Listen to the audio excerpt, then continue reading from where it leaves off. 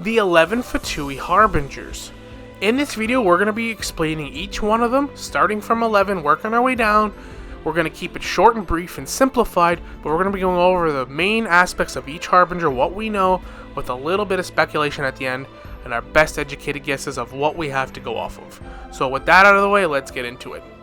So at 11, we all know our favorite boy, Tartaglia, aka Child, and he was actually named Ajax as a boy. Ajax was a very timid kid, and one day in the wilderness in Chesnaya in the freezing cold, he was chased by wolves. He would fall into a cavern that would end up being the Abyss, who he met a mysterious person named Skirk, who we know now.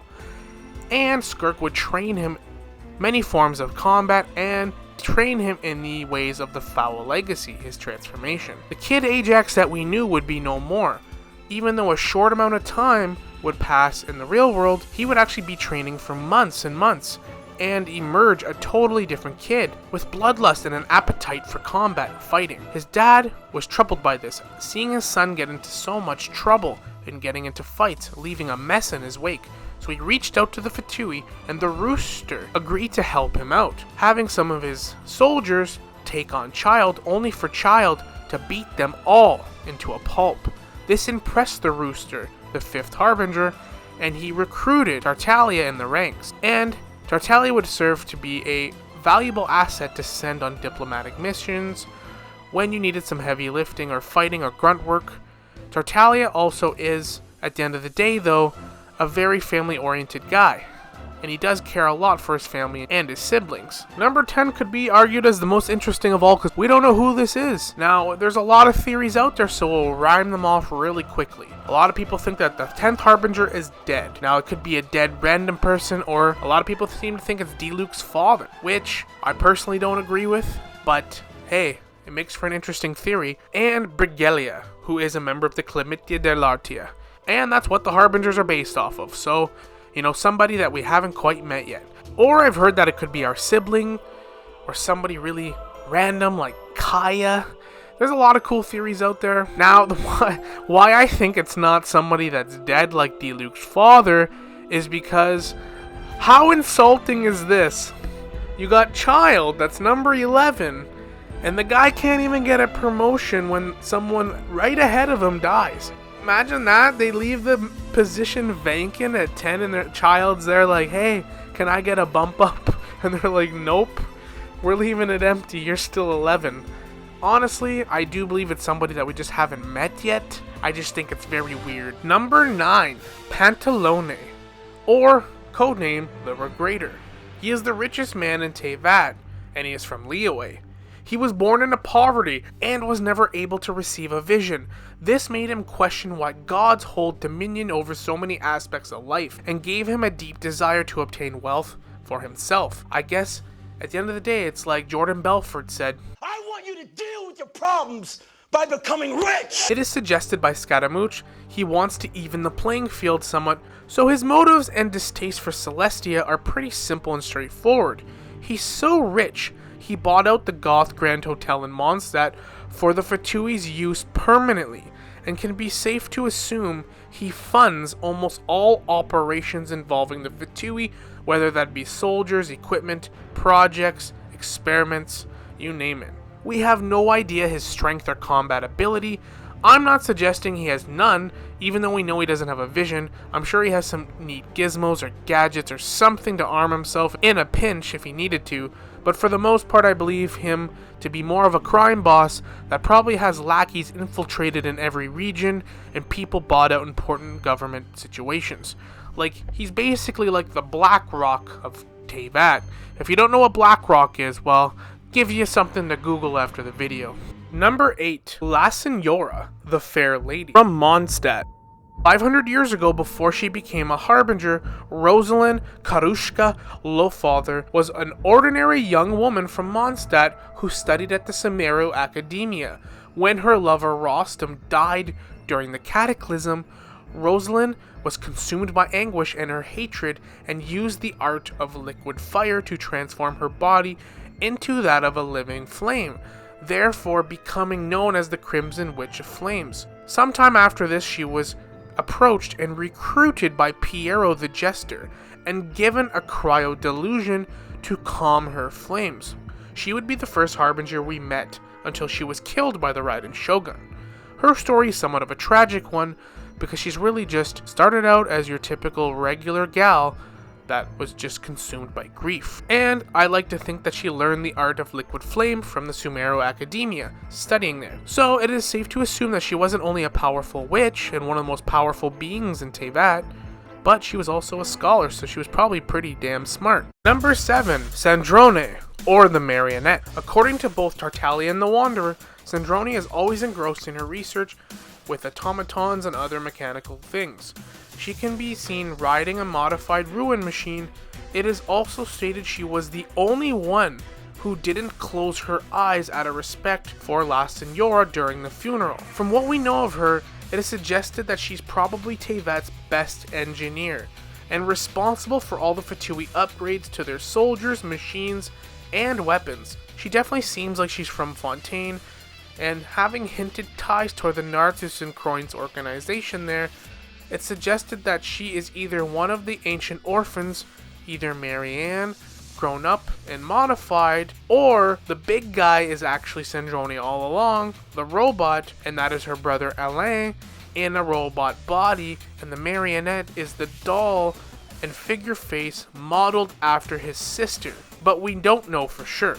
Number 6, Scaramouche, also known as the Balladeer, or Kunekuzushi Kabimono in his earlier days, is a prototype puppet created by Raiden A with the only purpose of serving as a test and proof of the concept of creation of indestructible Gnosis-bearing puppets. With his creation accomplished and succeeded, the original plan for her was to discard him. However, she thought it would be too cruel, and in the end, instead of discarding him, I guess decided that abandoning him with mommy issues for the rest of his life would be the right choice, and she would seal the power within him and set him free, leaving him in a slumbering state. After awakening, he wandered in Azuma as an ordinary human male with his own consciousness, even meeting a nice blacksmith, and they ended up taking him in as family, and even a little boy he cared for a short time, considering him as family as well, until he was driven to despair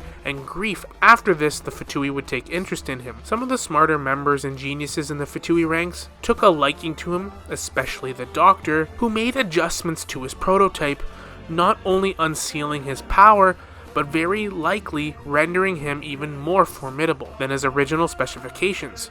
And the object of divine creation, after that, he became known as the Balladeer.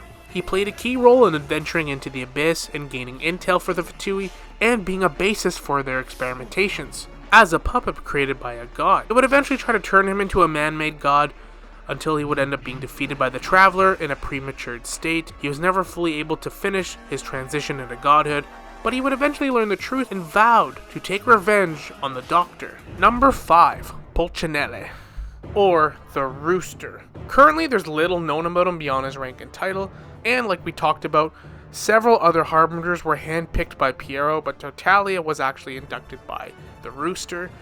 Now, his appearance is deceiving in my opinion, because he does look like an elderly man with a long nose and elf-like ears. Now, he is the 5th Harbinger, and if they're ranked by strength, I don't know what that strength would entail, if that would actually be physical, literal strength, or just his strength and influence. Fun fact, when the actual Teyvat trailer was released, people thought this was Tsaritsa, but actually teasing Shesnaya, this is actually the Rooster sitting on the throne here. He is the mayor of Shesnaya, he does command the foot soldiers in the military, and it is suggested by Scaramouche that he actually has a manipulative death grip on Tartaglia's family. So in other words, if he does stop obeying one day or decides to do his own thing, he'll be persuaded very quickly to reconsider, with his family possibly being at risk. I do believe he's more of a, the Penguin type of a boss, where he probably does have some interesting gadgets and gizmos to protect himself, and he's probably extremely cunning. I would not underestimate him by any means, but we don't know much else. Number 4, the Knave, or Arlecchino. She is most well known for being the director of the House of the Hearth, and is addressed by Father by her members of the house. and we can see her having a pyro vision. Little is currently known about Arlecchino beyond her role in running the House of the Hearth. We do know that several years ago, allegedly, Arlecchino, who had grown up in the House of the Hearth, clashed with the previous holder of the Knave title and ended up succeeding her. She reworked the house. While strict, she insisted that the house be collectively maintained and allowed its members to complete tasks their own way. So in other words, she loosened the death grip and the strictness of the house, making the children there much more loyal and grateful. Now, it can be easily suggested that she's probably supplying the military army with soldiers that are loyal from a very young age. Where they find these orphans, or if they're even responsible for creating them themselves, is up to you to decide. It is very heavily suggested too by her fellow colleagues that she is a wolf in sheep's clothing, and in other words, you don't really get to see her nasty, crazy self, but when you do, you tend to go poof or disappear. She's the fourth, after all, so she's no joke. As far as her history, it is suggested that she's not very old at all, being a child of the House of the Hearth herself, which does seem deliberately odd considering she's the fourth member of an ancient organization as the Fatui, with members that are like 500 plus years old. So she does have a lot of also hints and suggestions that she's linked to the Narcissus and Croynt's Ordo and Fontaine, which would explain her mysterious origin and her powers and possible age. Again, this is just a theory, but it's a possibility. Number 3. Columbina, also known as the Little Dove, or Damsletty. We know little to nothing about her other than that she was singing in the funeral trailer. She's number 3, so according to Nahida, she's as strong as a god, and both Scaramouche and Tartaglia tell us to stay away. Tartaglia said that he has no idea why she's ranked number 3, but that we should stay away from her. And Scaramouche says, if it were me, referring to him being a synthetic being puppet, he could at least put up a fight. But if it were us, a mortal or living being, we wouldn't stand a chance, or we wouldn't be able to put up a fight, suggesting that she might just bird box our ass the minute we see her.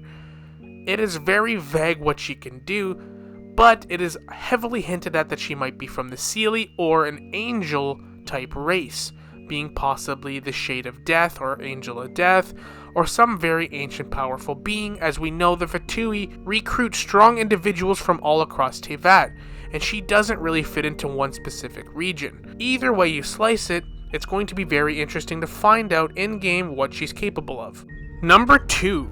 Il Dottore, or known as the Doctor. Dottore's research towards creating a god, or evaluating humans to levels of gods, left him banished from the mainstream society of the academia, but paved way for him to become one of the most powerful members of the 11 Fatui Harbingers. With strength comparable to a god, no subject is off limits to him, and he has researched Conria's automatons, researched ways to weaponize forbidden knowledge, the Withering, and Elazar, and sought to utilize the power of dreams to evaluate humans' cognitive abilities, all for his goal to putting humans at the same level as gods. This ambition is likely the reason why Pantalone, who seeks to overthrow the natural imbalance between gods and humans, works so closely with the Dottore, and who is probably funding all of this research. Pursuing his research interests surpasses any of the Dottore's morals. Pursuing his research of interests always surpasses inner morals, which makes him an effective researcher but also often comes at a detriment to others' well-being. He was expelled from the Sumero Academia for murdering and crossing moral boundaries. In his research of Elazar, Dottore ended up creating segments or clones of himself throughout different periods of his life, so it is very unclear how old he actually is, but it can be assumed he's at least 500 years old, being the second Harbinger and the second recruited. But we would ultimately learn that he would have to destroy these segments when he confronted Lesser Lord Kusanali. It can also be assumed that he's responsible for a lot of the upgrades and experiments with the other fellow Harbingers, like we know with Scaramouche, but I'm sure this expands past him. No doubt he'll be a key player in the upcoming chapters of Natlan and Shesnaya. Number 1. Il Capitano, or the Captain. He is currently in Natlan, where he has thrown his hat into the nation's endless ring of war. He is the first and strongest member of the Harbingers, and we have heard almost no ill will about him. He is the nigh invincible, ever righteous and fearless captain, and Tartaglia can't even fathom his strength. But it is suggested by Scaramouche that his virtue and his own righteousness is his only weakness.